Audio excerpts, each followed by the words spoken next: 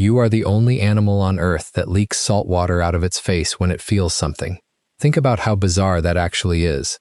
You get sad, and your eyes respond. Not your stomach, not your hands. Your eyes start producing fluid. No other creature does this, not one. Elephants don't. Dogs don't. Your closest relatives, chimpanzees, they scream, they grieve, they mourn their dead, but they do not cry. So why do you? And the answer is stranger and honestly much more beautiful than you're just sad. Welcome back to Wired.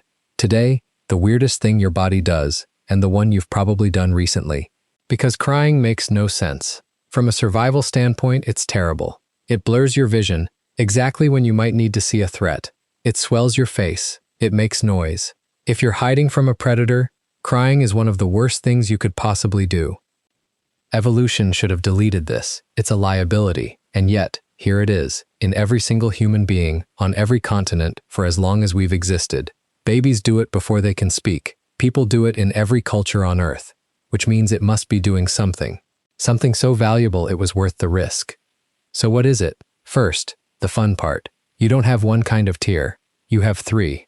Basal tears. These are the boring ones.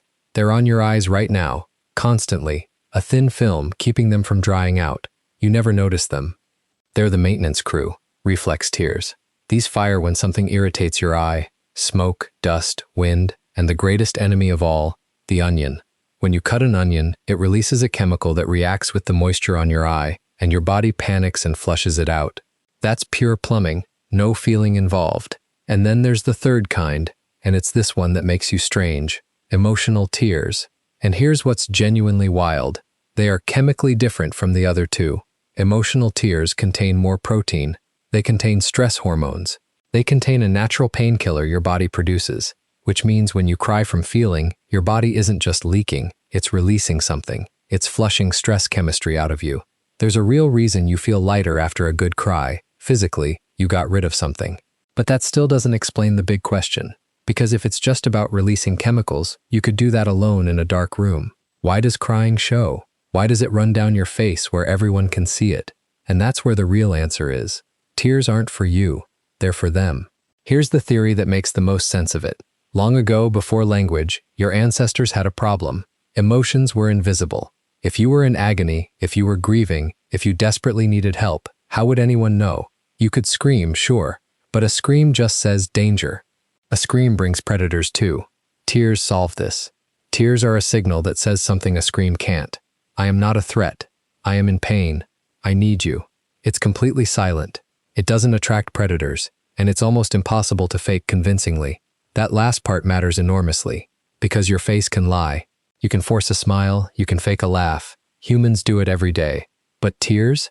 Tears are one of the very few signals your body sends that you cannot easily manufacture on command. That's exactly what makes them trusted. When someone sees you cry, something ancient in them says, "This is real." And that blurred vision, the thing that seemed like a design flaw, some researchers think it isn't a flaw at all. Blurring your vision, making you temporarily helpless, might be part of the message. It's your body physically declaring, "I have dropped my guard. I am surrendering. I am safe to approach." Crying isn't weakness leaking out of you. Crying is your body asking for connection in the oldest language humans have, which makes what we do with it today kind of tragic, because you've been told, probably many times, probably since you were very small, to stop. Don't cry, not here, not in front of people, hold it together. Big kids don't cry. And so a huge number of people have gotten very, very good at swallowing it. You feel the pressure build behind your eyes and you clench your jaw and you push it back down. You apologize for it. Sorry, I don't know why I'm crying. People say sorry for the single most human thing they can possibly do. Think about what that actually means. Your body evolved a signal, over hundreds of thousands of years, designed to tell the people around you that you need them. And we taught ourselves to switch it off. We built a world where the message, "I'm in pain, please come closer," became something to be embarrassed about. And here's the part that gets me. That instinct hasn't gone anywhere. It's still in you. Every time your throat gets tight, every time your eyes sting and you look at the ceiling and force it back, that's 10,000 generations of your ancestors trying to reach out to somebody, and you're standing there, alone, telling them to be quiet. So let's put it back where it belongs. When you cry, you are not falling apart. You are running a piece of software so old and so successful that it is the reason your species survived at all. We are not the strongest animal. We're not the fastest. We didn't win because we were tough. We won because we could tell each other when we were hurting. And because, when we heard it, we came. That's the whole thing. That's the human superpower. A crying baby brings a whole tribe running. A crying friend makes you drop everything. You have watched a stranger cry on a screen and felt your own chest ache for someone you'll never meet. Nothing else on this planet does that. And that ache you feel when you see someone else cry, that's the other half of the system. Tears only work if somebody answers them.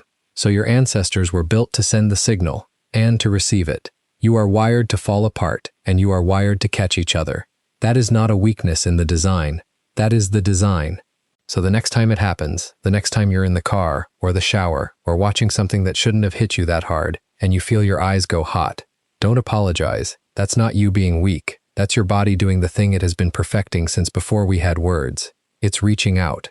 It's saying the only sentence it has ever really needed to say, "This hurts. Please don't leave me alone with it."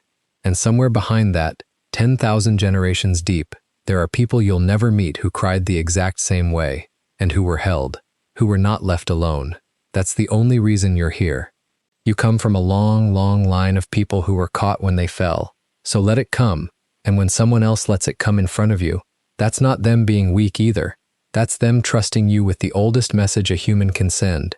Answer it. If this one hits somewhere, I'd love to hear it. That's what this channel is for. Finding the ancient, strange, human reason behind the things you never question. Subscribe, there's a new one every week. And in the comments, what's the last thing that made you cry that you didn't expect? No judgment here. That's the whole point. I'm wired, and you're stranger, and softer than you think.